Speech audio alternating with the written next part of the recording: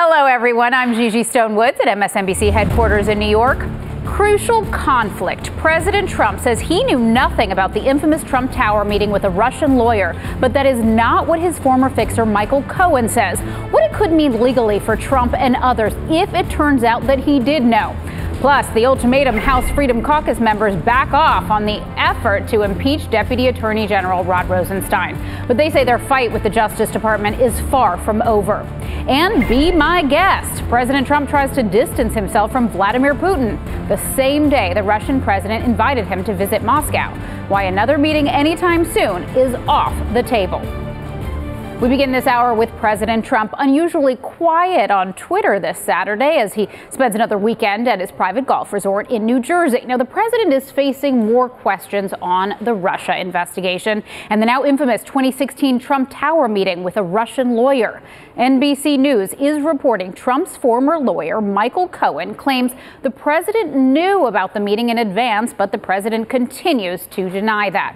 Tweeting Friday, "I did not know of the meeting with my son, Don Jr." Sounds to me like someone's trying to make up stories in order to get himself out of an unrelated jam. Now, all of this as Russia's Vladimir Putin invites Trump to Moscow. Trump going on Sean Hannity's radio show trying to distance himself from Putin. Listen.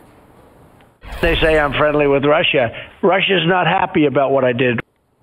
Trump apparently referring to his demands that NATO leaders boost their defense spending. So joining me now to talk about all of this, NBC News White House correspondent Jeff Bennett. Jeff, thanks for being here. The president and his lawyers have been increasing their attacks on Michael Cohen.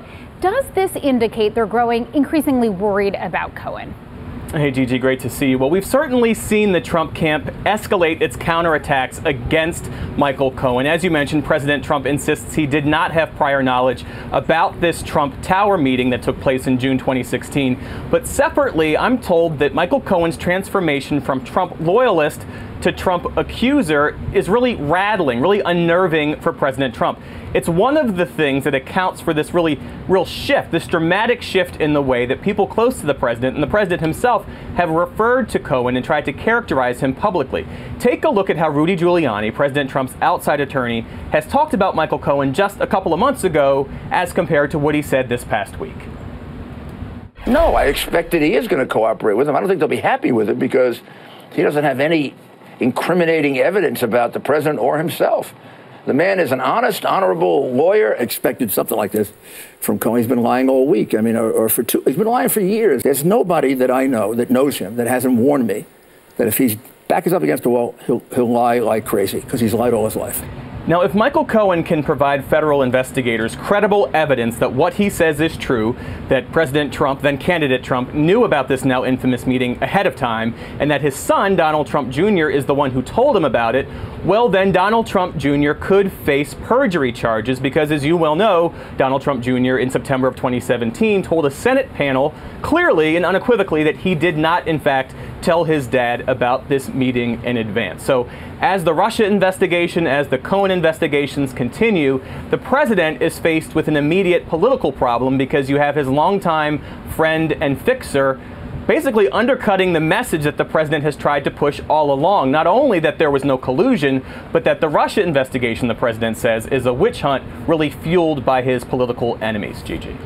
All right, the plot thickens. NBC's Jeff Bennett, thank you. Joining me to discuss all of this is Benji Sarlin, NBC News political reporter, A.B. Stoddard, Real Clear Politics associate editor and columnist, as well as Jordan Fabian, White House correspondent for The Hill. Thank you all for being here. We have the president, his family, his legal team. They've always denied that Trump knew about that 2016 meeting we were talking about with a Russian lawyer. Watch this. Did you tell your father anything about this? No. It was such a nothing. There was nothing to tell. I mean, I wouldn't have even remembered it until you start scouring through the stuff. Did you know at the time that they had the meeting? No, I didn't know anything about the meeting. The president said he became aware of it very recently, right before this came out, and that's when he was notified. It must have been a very unimportant meeting because I never even heard about it. So as far as you know, as far as this incident is concerned, this is all of it. This is everything. This is everything. All right, well, Michael Cohen now says Trump did know. So, Jordan, from a political perspective, how damning do you think Cohen's allegation is? Well, in the short term, Gigi, this is a damaging political fight for the White House. Republicans I've talked to would rather the president be focused on things like he did on Friday when he gets out in front of the cameras and talks about how great economic growth is heading into the midterm elections. They don't want him to be embroiled in a messy political public fight with his former personal lawyer. So in the short term, that's damaging. But in the long term, really, this is a battle over credibility. Who does the court believe? Who does the legal system believe is more credible, President Trump or Michael Cohen? And that is very tricky to figure out right now. It's not clear Michael Cohen has evidence to back up his claim that the president knew about this meeting, and that we'll have to see play out in the coming days and weeks. Well, certainly stealing the spotlight away from the midterm elections as we approach. AB, President Trump and Michael Cohen have been essentially calling each other dishonest, calling each other liars all of a sudden. A lot of changing stories here. Who has more perceived credibility at this point? It's a tough call. President Trump, Michael Cohen, what do you think? Well, that's the good question. I don't think either one of them does. President Trump says things that are untrue all the time. He has about this very anecdote because the New York Times reported a year ago that he helped create a false statement about this meeting while on Air Force One with some close aides on the way back from a summit in Hamburg. And Don Jr., most likely told his father about this meeting. It's just not plausible that he wouldn't have. That said, Michael Cohen doesn't have credibility. Rudy Giuliani doesn't have credibility. I think what this does, because we don't know, again, if this is definitely collusion, if collusion is a crime, if this is actually an impeachable offense, we'll wait for Mueller to sort of figure this out, whether or not there was a direct act that can be translated as from collusion into conspiracy, which is illegal. But I think that what this does is with Michael Cohen taking an aggressive posture and seemingly turning on the president, it obviously potentially exposes him with regards to his business dealings at the Trump organization. And that's what the Trump allies are worried about, that if Michael Cohen has decided he can no longer be loyal, even if he's not really credible, if he has roads to take investigators down in terms of potential financial crimes by the Trump organization over the years, that's going to be extremely problematic for the president. Right, this could be just one piece of the puzzle, the information that he's putting forward. You know, Benji, the president has uncharacteristically not spoken to reporters since this Cohen tape leaked, and sources are saying Trump is really having a difficult time with what he sees as a huge betrayal on the part of his fixer. So what does the president's silence indicate to you about his mindset right now? Well, this is definitely a pattern we've seen before when there's difficult news, especially in a case where there might be a legal liability involved. The president kind of retreats to Twitter, to friendly media, like his interview with Sean Hannity. And I think it's perhaps says something about his mindset that the White House took a pretty extraordinary measure this week, which was barring a CNN reporter for asking questions from an event. And we learned in the Washington Post had a story indicating that this pretty much came from the top, that the president has been asking his aides to consider banning other reporters who ask questions that he deems unfriendly. So there's definitely a bit of a siege mentality we're seeing here as the president kind of walls himself off from the kind of difficult follow-up questions that could come with a complex story like this. Right, and silence on the tweets, too. Now, following Cohen's accusation, Democrats are really ramping up accusations that Trump colluded with Russia, of course. So watch what House Intelligence Committee member, Democratic Congressman Eric Swalwell said on the Rachel Maddow show last night. It's not about what Donald Trump did with that meeting. I think what is significant is what he did not do. If he knew that the meeting was to take place, he did not tell his son to cancel the meeting. He did not tell the FBI about the meeting. And if anything, he further encouraged and emboldened the Russians to hack, because he went out just about a month and a half after the meeting and said, Russia, if you're listening, which was 2 years ago from today, as you pointed out, you would be rewarded for hacking Hillary Clinton's emails. Right. It's a really interesting timeline that definitely gives us more of a picture of this mosaic. What do you make of Congressman Swalwell's comments, Benji? Well, you really see this defense that Trump has laid out is rests very much on him not knowing about this meeting. Because, in fact, one of his own talking points has been, well, why didn't the Obama administration do more to publicize this Russia threat? Why didn't they do more to stop it? Well, if you knew that Russia was actively trying to help your campaign by peddling dirt, or at least someone was claiming to do it on their behalf. Why didn't you do more? Why didn't you go to the FBI? So you see the kind of rabbit hole this leads into here, where the White House really can't sustain some of these earlier defenses if it becomes clear that President Trump, in fact, was aware of this meeting. And then we have this almost comical reversal from Giuliani. Jordan, what do you make of Giuliani pivoting from calling Cohen honest and honorable and then saying he's lied all his life shortly thereafter?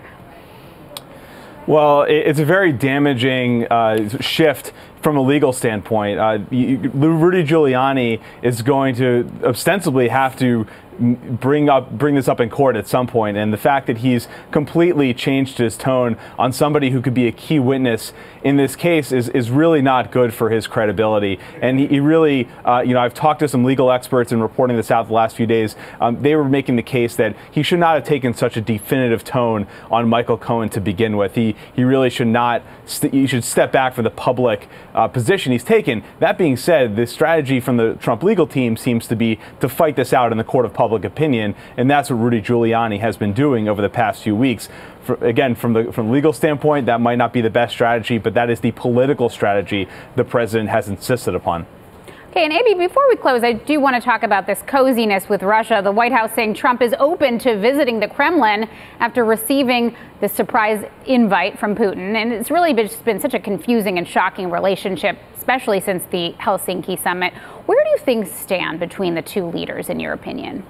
Well, it's very interesting to concerned Republicans and alarmed Democrats and national security experts throughout the government and outside of government that it took days for us to learn from the president of the Russian Federation that they had discussed potentially President Trump going to Moscow. Now, it's one thing, the only thing worse than Vladimir Putin coming to the White House, where you heard congressional leaders in the president's party say he would not be welcome in the Congress. So that would be quite a frosty visit in Washington. But the only thing worse is for President Trump to go to Moscow. That's not in the best interest of this country. They can keep talking at G20 meetings or get together in some way, but on neutral ground. But no, it's not a good idea for the president to go to Moscow. So if you're looking at sort of the next couple weeks and months and the midterm elections coming up, I think you're going to see continued pushback from congressional Republicans who really want this whole idea to go away. But just shocking that we just found out about it days after more than a week after the 2-hour meeting that no one knows anything about between Presidents Trump and Putin. Right. Not in the best interest of national security. Probably best that it's been postponed. Benji Sarlin, A.B. Stoddard, Jordan Fabian, thank you for sharing your insight. Next up, legal jeopardy, how Michael Cohen's bombshell allegation puts President Trump and others in a pretty uncomfortable situation. Stay with us.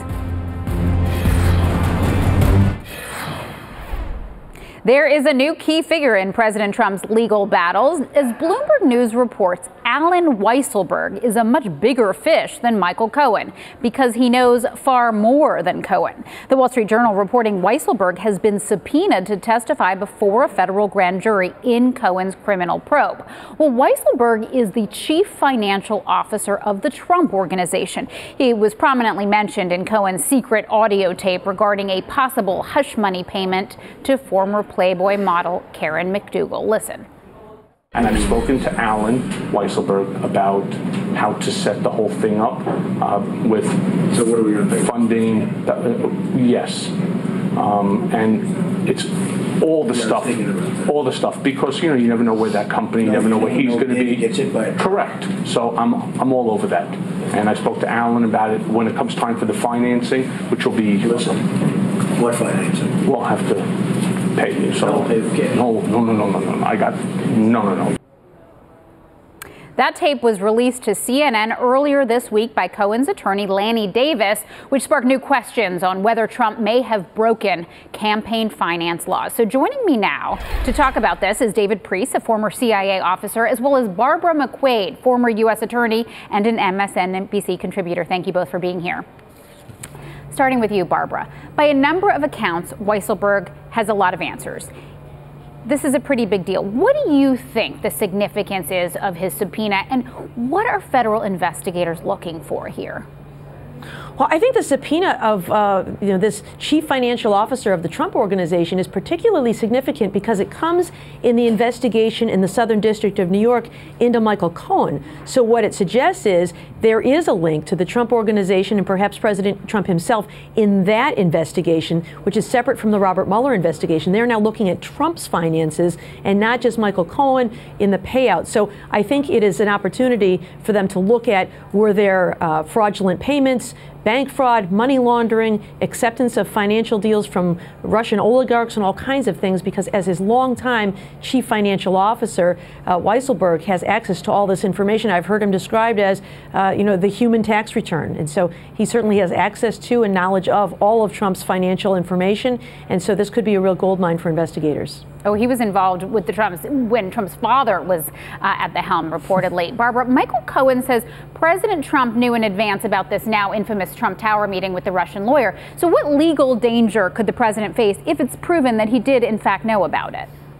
Well, certainly other facts are going to matter to find out context and other things, but it suggests that the possibility that President Trump could find himself facing conspiracy charges if they're able to prove that there was an agreement between Russians to do a number of things. We've already seen the indictment against Russians to defraud the United States out of fair administration of elections, and so if there was an agreement to participate in that, President Trump could be added to such an indictment. There could be charges for violating the Computer Fraud and Abuse Act, as has been alleged in the other indictment against Russians.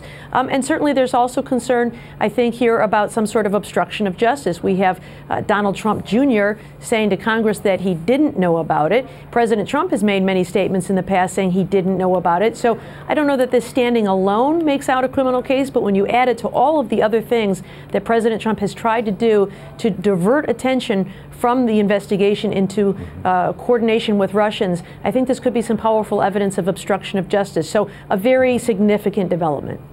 Right, and the challenge for Mueller will really be to find that truth, that proof.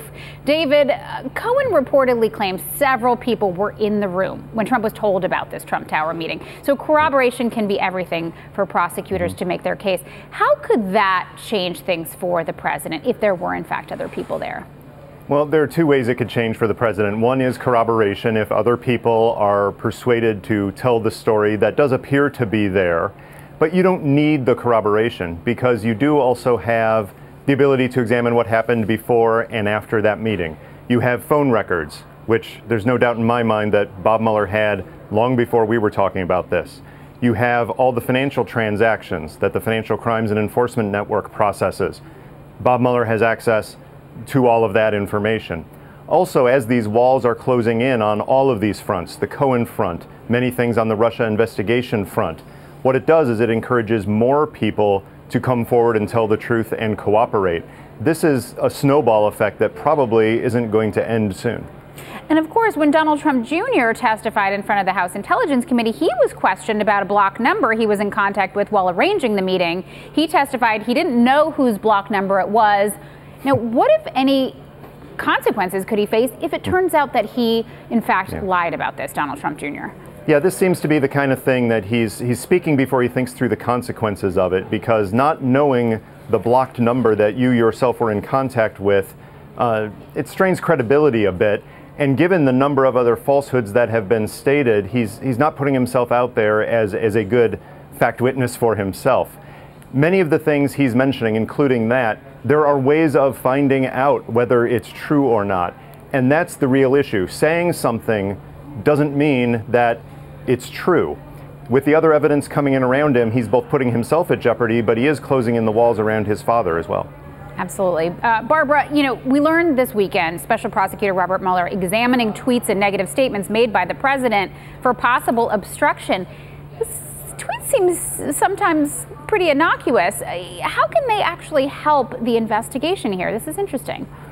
It is really interesting, and certainly a new form of technology, a new form of communication that hasn't been used much before for this kind of thing. But I think that it can demonstrate what's necessary in a case like this, which is corrupt intent. These aren't secret communications, which often is the case when you're trying to obstruct an investigation and you told some witness you better lie for me or else.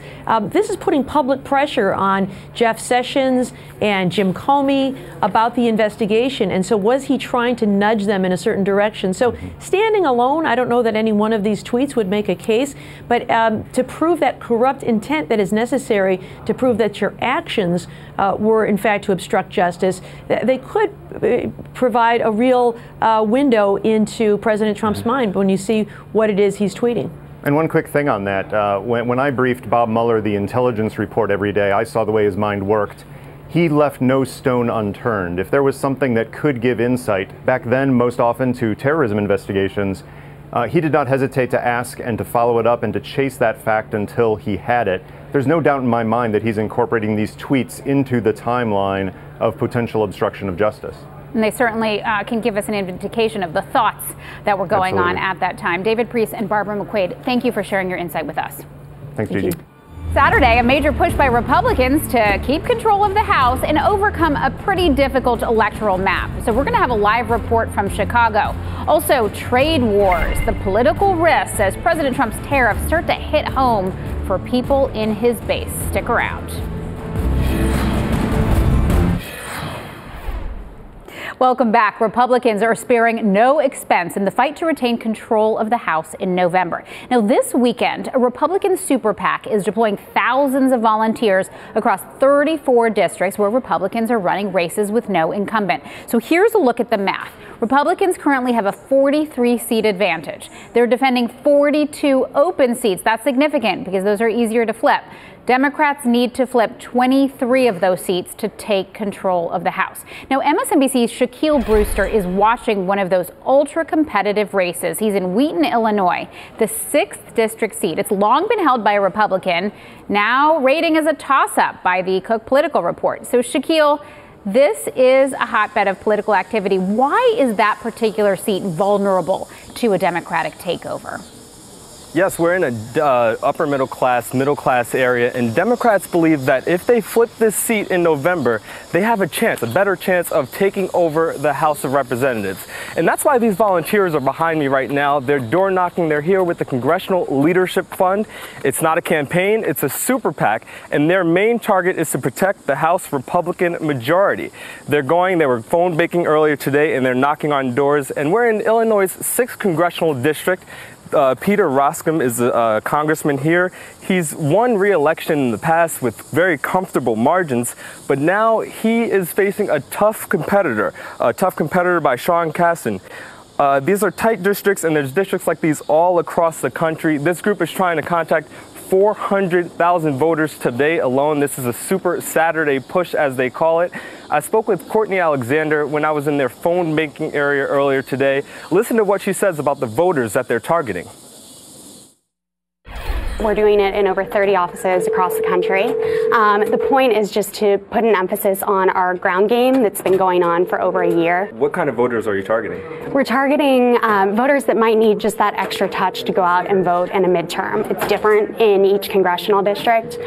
Here in Illinois, we're talking about the Great Lakes, whereas in Washington, we're talking about salmon hatcheries. In Florida, we're talking about the Everglades. And that just shows you a little bit about what these outside groups are doing and how seriously they're taking the midterm elections. Remember, this is not a campaign. It looks like a campaign operation. This is a super PAC. They can raise and spend unlimited amounts of money and to go out and do these field operations, raise TV ads, or play TV ads and hand out mailers as they're doing now. Operations like these are happening all across the country, just about 100 days away from the midterm elections. Yeah, it's really an illustrative microcosm as we head towards those midterms. MSNBC's Shaquille Brewster, thank you for that report. Republicans in the Midwest could face a backlash to President Trump's trade policies. The president faced some pretty angry protesters this week in Illinois and Iowa while trying to sell his tariffs there. So today, Agriculture Secretary Sonny Perdue told this to Reuters. Farmers will receive money from the $12 billion aid package as soon as September. Now, that money is designed to help farmers affected by the administration's aggressive tariff policies. The president could already be paying a price politically. New NBC News and Marist polling is showing that Trump is losing support in the Midwest. His job approval in Michigan, Minnesota, Wisconsin, it's now in the 30s. So even fewer of those people polled says he deserves to be reelected. Now, as you remember, Trump Trump won Wisconsin and Michigan by pretty slim margins. So joining me now to talk about all of this is former Agriculture Secretary under President Obama and former Iowa Governor Tom Vilsack. He is now President and CEO of the U.S. Dairy Export Council. Thank you so much for joining us. Great to be with you.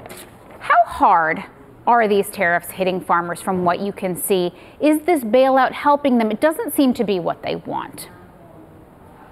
Well, first of all, farmers want markets. They don't want aid. They want to be able to earn money the right way, the way that they're used to earning. Very dependent on export markets. Soybeans are down 20%. Hog prices have plummeted. Sales have been stopped in China for all intents and purposes. And we're really dealing with the loss of hundreds of millions of dollars of income. In the dairy industry alone, a $1.8 billion loss over the last several weeks. So it's a fairly significant opportunity and challenge that farmers face because of these tariffs. Markets that were open, markets that had momentum, are now being shut off. Right, and just to explain this better, China really buys most of the U.S.'s soybeans, which are now being supplied perhaps by Brazil and other countries that have been ramping up production, and that's been really hurting the U.S. Well, the reality is that essentially the retaliatory tariffs that China has imposed increases the cost of our soybeans to Chinese purchasers, and so as a result they're not competitive. They're not competitively priced. And that makes it easier for South American soybeans to be sold into China, closing that market. The same thing is true with dairy. Mexico is our #1 market for cheese. Our cheese used to be very, very financially advantageous to the Mexicans because of NAFTA. The retaliatory tariffs assessed by Mexico now makes it less financially attractive for the Mexicans to purchase the cheese from the United States. We still have a logistical advantage, but at the end of the day, the tariffs have made it difficult for us to make the financial case. We have these tariff issues with Europe as well. Trump and the EU president dialing down trade tensions this week. The EU made some concessions depending on who you ask. Is Trump right on his stance that farmers are getting a raw deal from previous U.S. trade policies, in your opinion? Well, it's interesting because we had, during the Obama administration, the highest farm income in the history of U.S. agriculture. We had the highest export numbers in the history of U.S. agriculture. So it's difficult to make the case that the trade issues directly affect negatively the farm community. Farmers benefit from exports. We happen to be sort of on the front lines, the casualties, if you will, of this trade war, which is, I think, why the president and his team put together this aid package. Obviously, politically advantageous prior to the president's visit to the Midwest and prior to the November elections. Farmers certainly acknowledge that they need help, but frankly what they would like to see is NAFTA renegotiated as quickly as possible and this Chinese situation resolved as quickly as possible. Now, it's a complicated issue by all accounts. There are questions, though, about whether the president himself fully understands the complexity of some of these trade issues. Trump tweeted, "Tariffs are the greatest. Either a country which has treated the U.S. unfairly on trade negotiates a fair deal, or it gets hit with tariffs. It's as simple as that, and everybody's talking. Remember, we're the piggy bank that's being robbed. All will be great." So during Trump's meeting with the European Commission president this week, the Wall Street Journal reports the EU leader used more than a dozen colorful cue cards with simplified explainers to better explain his trade pitch to Trump. How do you assess Trump's approach to trade? How does it compare to President Obama, of course, which you were such a big part of? Well, I think President Obama took the view that we benefit from global trade as a nation, that we create relationships and friendships with other nations that make us a more secure nation. I think President Obama understood that in agriculture in particular, we had an advantage. Certainly there are issues with reference to China. The problem is that when you go after China alone as the sole nation, we didn't build a coalition, we didn't have a series of allies. If we had another number of nations join us and raise questions about Chinese practices, it would have been far more difficult for them to retaliate in the way that they did against U.S. agriculture. The problem isn't so much that they're raising questions about China, it's essentially how they've approached it. By going it alone, we put really a bullseye, if you will, on U.S. agriculture, and U.S. agriculture is paying a steep price. The problem with the bailout is that it provides some additional help now, but it doesn't necessarily guarantee that we'll get markets back that we lose as a result of these tariffs over time. So this is a very difficult situation for farmers. They are very anxious about this and very concerned. Right, trade not aid. That is what the farmers are saying. Tom Vilsack, we appreciate your very informative insight on this topic. Thank you for joining us. Thank you. Republicans table their plan to impeach Deputy Attorney General Rod Rosenstein for now. How their new demands for the Justice Department could lead to a showdown within the party.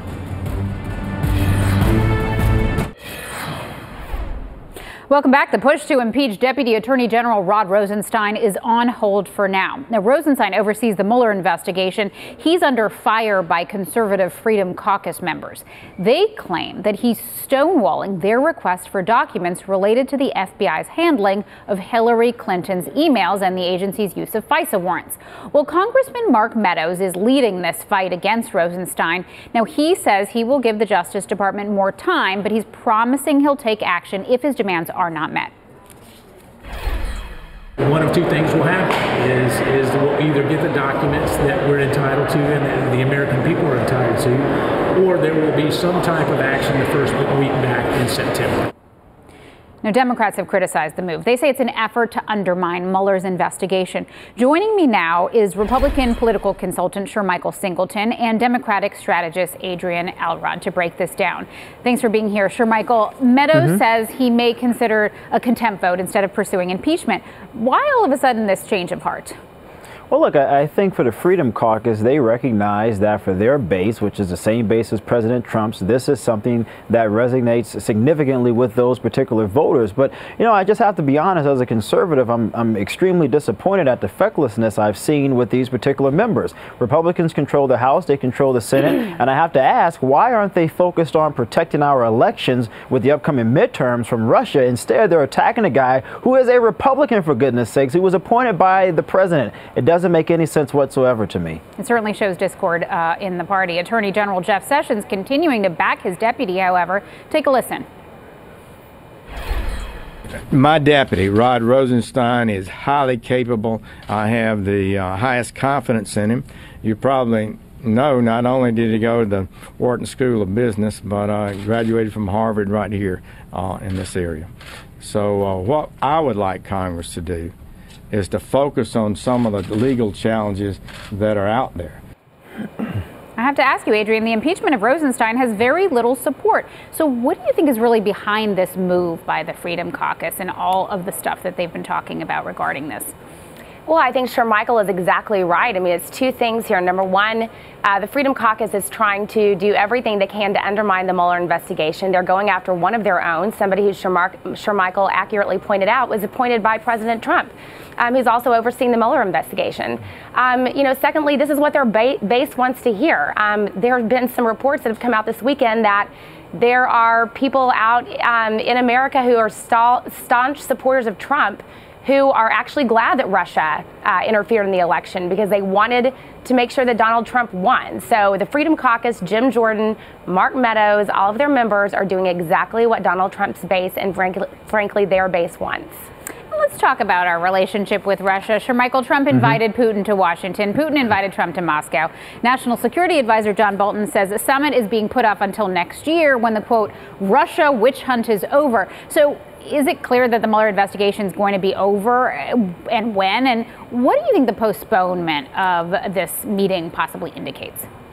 Well, one, I don't think any of us really has an idea of how far Special Counsel Mueller is in the investigation, and I think more than likely, knowing him, he will probably wait until after midterms because he doesn't want to impact the election whatsoever, and I respect him for doing so. As it relates to Russia and Putin, I have no idea what the administration is attempting to do here. There isn't a coherent strategy. I don't see how inviting Putin to the White House benefits the United States whatsoever. There is a lack of fortitude coming from the president, and by fortitude I mean in the classical sense. There's a lack of courage and there's a lack of magnanimity that I think we have expected with all of our presidents of the past, and for some odd reason Republicans, a party that respects tradition, that respects norms, have seemed to sort of thrown all of those things out of the door, and for what? It's not going to benefit us in the long run. So again, I would say I don't know what the president seeks to gain out of this, but I don't think it's going to benefit the country or our allies in the long run. Odd certainly seems like an apt word to describe the relationship with Russia.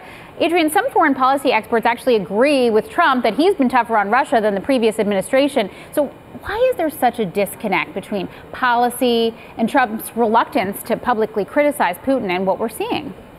Well, I mean, I'm not sure who those experts are or what their credibility is, because it's absolutely not true. If anything, Donald Trump is, buddied up to our biggest adversaries out there, North Korea, Russia, China to an extent, and at the expense of our Democratic allies. He's essentially alienated some of our closest allies, Canada and UK, to put at the top of the list.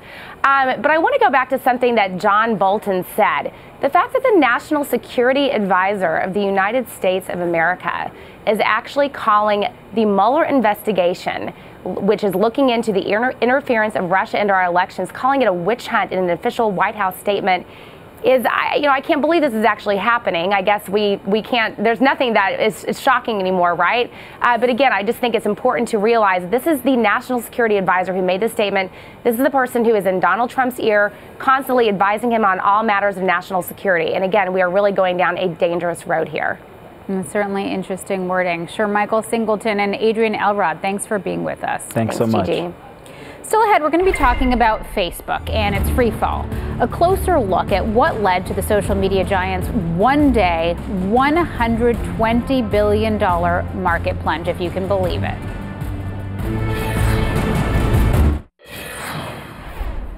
Welcome back. Rocked by scandal this year, Facebook now dealing with the aftermath of its worst week ever in history. The social network Thursday lost nearly $120 billion in the largest one-day drop ever in Wall Street.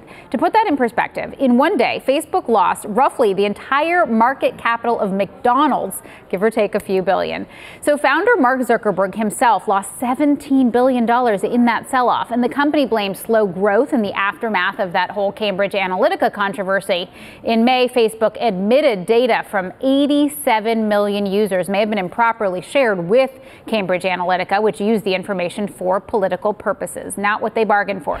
So joining me to talk about this, NBC News senior business reporter Ben Popkin and Elizabeth Dwoskin, Silicon Valley correspondent for The Washington Post. Thanks for being here.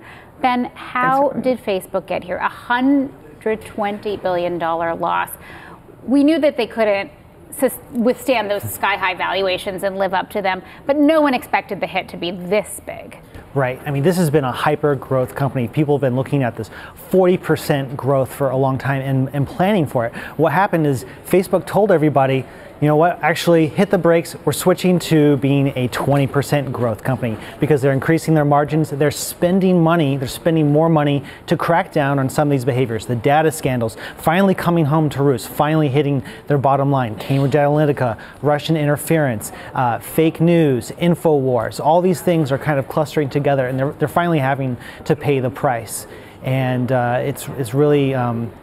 You know, why it was so steep was because investors, this is what analysts told me, that they didn't expect this to come so quickly. They thought maybe 6 months from now it'll kind of taper down to 35% growth, maybe go and trend down. But it was so hard and so fast, and that's why it got hit with that 20% massive historic ding. Really surprising. So, Elizabeth, I wanted your take. Mark Zuckerberg warning his investors there would be a hit to profits because of investments made into security, that doing the right thing was going to cost them.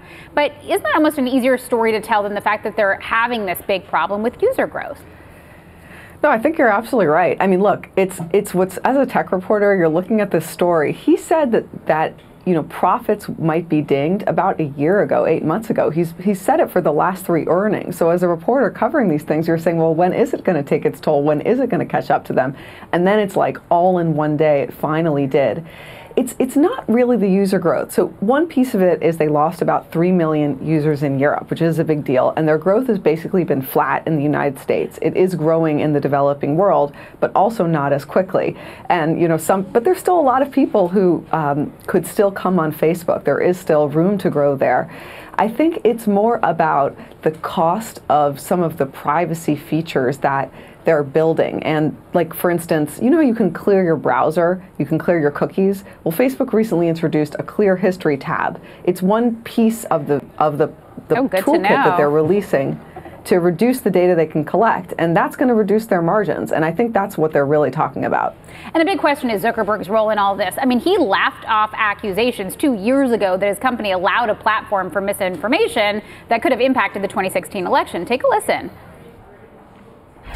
Personally, I think the idea that fake news on Facebook, of which it's a very small amount of the content, influence the election in any way, I think is a pretty crazy idea.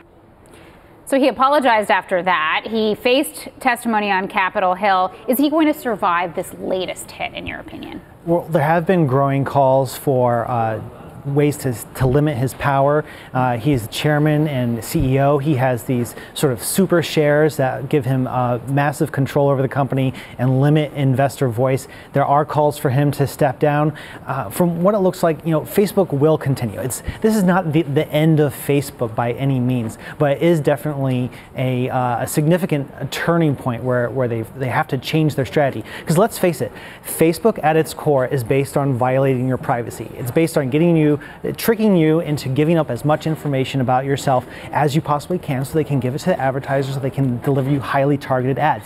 All these steps that they're doing to make Facebook safer, make it easier to use, giving you tools that limits their ability to invade your privacy. So their problems are completely contrary to their core business model. So they're really at this crux, and they're going to keep having problems. Their business model creates the problems, and simply spending more money, adding 5,000, 10,000 more contractors to pull away this crazy inflammatory content, that's not going to stop another Russia hack, some other kind of even more worse misinformation from bubbling up again. And that's what Facebook really has to contend with. Right, and these are not the problems that Mark Zuckerberg and other Silicon Valley billionaires signed up for when they started these things. But let's face it, Facebook is still a massive, profitable company, and it will do just fine. It just has some some growing pains to go through. Ben Popkin, Elizabeth Dwoskin, thank you for sharing your insight with us.